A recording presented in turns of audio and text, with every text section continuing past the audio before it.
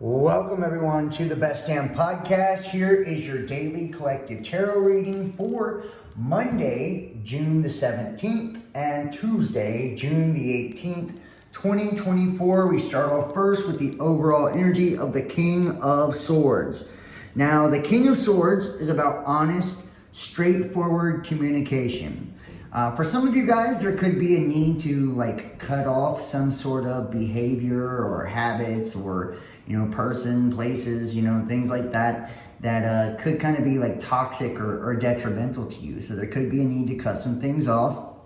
But also I feel like, it's about dealing with somebody that's very honest and open, or a need to communicate, right? To kind of speak your truth. If we look at the challenge position, we have the Knight of Wands. Now, the Knight of Wands is about, usually you'll hear it something like here for a good time, not a long time, but given that it's in the challenge position, and we see the King of Swords as the overall energy, I feel like there's a need to not be so serious all the time, right? There's a need to kind of relax a little bit and make sure that you're having fun as well. Make sure that you're enjoying one another. Make sure that you're enjoying each other's company. Make sure that you're going out there and, doing things that are exciting. Because we see in the recent past with the Knight of Cups, for a lot of you guys, you've recently met somebody.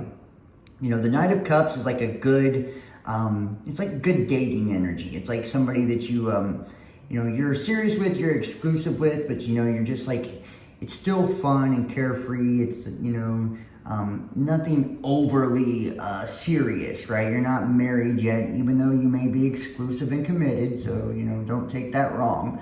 But it's like a young relationship still. And within a young relationship, yes, there needs to be lots of communication. Yes, there needs to be lots of honesty and openness and being straightforward with your desires, your wants, your needs, and all those things. But there also needs to still be fun.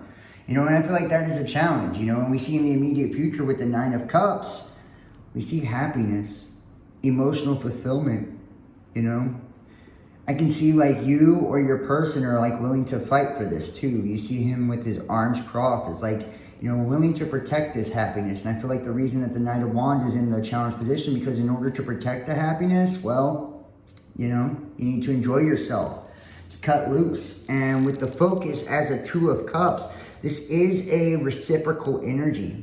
You guys mirror each other a lot. If you haven't met this person, this is the person that could be coming into your life, guys. And this is the relationship dynamic you can expect. Remember, energy is fluid. Time is an illusion. This is someone that's going to match your energy, match your effort. This is a twin flame, a soulmate, a divine counterpart. And I feel like you're absolutely smitten with this energy, you and your person. I feel like it's very, very equal, very mutual.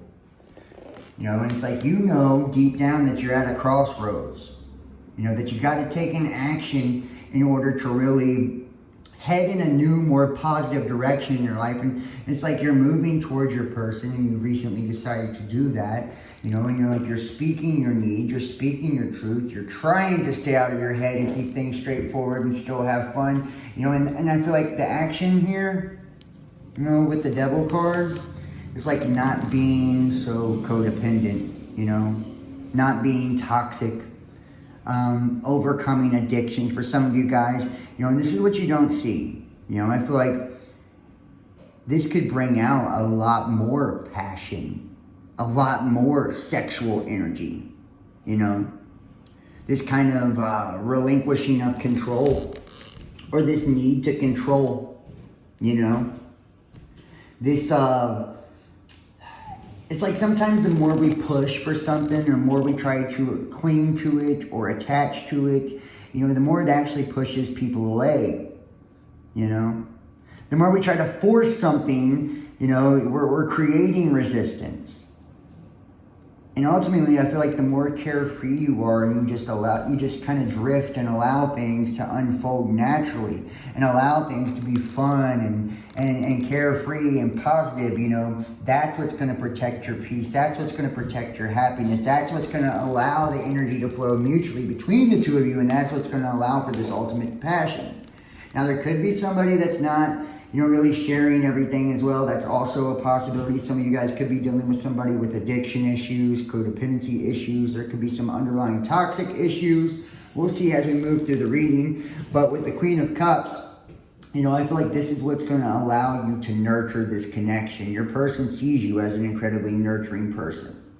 But I feel like you've dealt with a lot of deception within your life, or people that are willing to win at all cost. And that's why you're in this energy with these hopes and fears of not wanting to be betrayed. Not wanting to have the knife in your back. And seeing these fears are holding you back. Ultimately, it's you needing to, take a step back and, move away from those kind of things. And we see that you're doing that in the outcome. And if we clarify this, right, the Ace of Wands. Right? The Ace of Wands, that's what's going to bring the passion. Right? Taking a step back, allowing things to unfold naturally. That's what's going to bring this new passionate beginning, this new passionate burst of energy. And we see with the Oracle cards, this could be the one. You've already met the romantic partner you seek. A lot of you guys have already met this person. We see the Ace of Wands, that's my big dick energy card. Right? We see the Two of Cups. Knight of Cups, King of Swords, the Devil, Queen of Cups. We've got so much emotion, so much passion, right? Pay attention to the red flags. The signs are cautioning you. And I feel like this is not only asking you to pay attention to the inconsistencies, because you're going to, and to me it's more intuitively feeling pay attention to how your person is reacting to some of your behaviors. If you're doing things that kind of pushes them away, pay attention to that. And pay attention to your own red flags. Why are you feeling the need to be codependent? Or why do you feel the need to control? It's not always about the other person. The Confident, and here we go. I honor all I have done to make me who I am today. And there it is. See, like I said, I think the red flags is more about you, right? And being codependent, or, trying to control things. Lying to yourself about, how people see you or perceive you. It's like seeing yourself as others see you, as beautiful, as powerful, as that big dick energy, right? As someone who brings it to the table, who communicates their needs clearly, who trusts in themselves and their abilities, and, has faith and the hard work they put in life, and the experience they've had, and the wisdom they've attained. Being confident in yourself, there's nothing more sexy than confidence. And with the Palomino Dreamscape, this is about being carefree, having fun, and not forgetting to focus on your goals. I feel like there's a need to make sure that you're creating a healthy work-life balance here within this relationship. And that's why there's a need to kind of step back in some areas,